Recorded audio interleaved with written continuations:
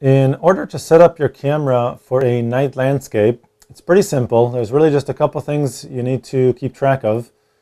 One thing is turn the flash off. You're not going to want to use the flash because in a night landscape it won't help any. So don't have that on auto because auto will use the flash. So press the flash button here on the right to get to the flash menu. Scroll through the different options until you get to flash off.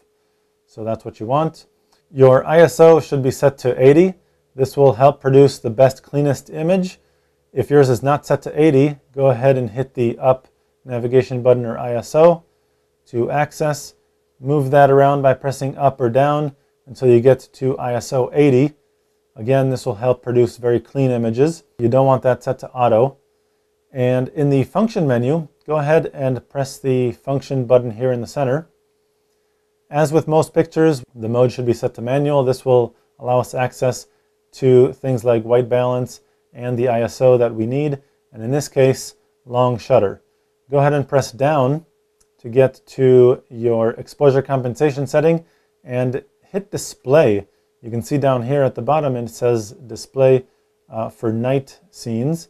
Go ahead and hit display and this will access the long shutter option. Now mine is set to 10 seconds. You can change yours up to even 15 seconds, and this really depends on how much light is in your scene.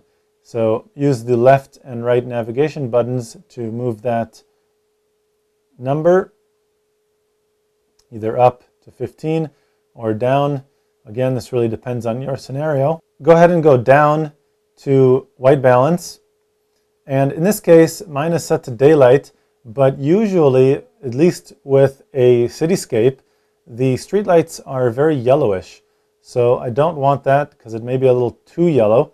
So I want to move that over to tungsten, and this is going to compensate for that yellowness in the light and give me a much more natural tone.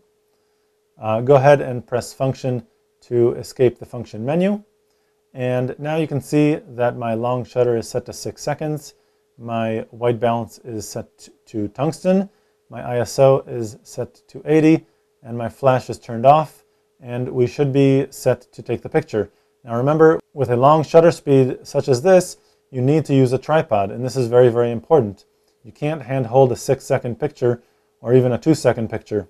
So use a tripod, put your tripod in the tripod mount, set the camera, and when you're using a tripod, I highly recommend using the timer mode. So lastly, what you want to do is press the down navigation button here to access the drive mode and set this to a 2-second timer.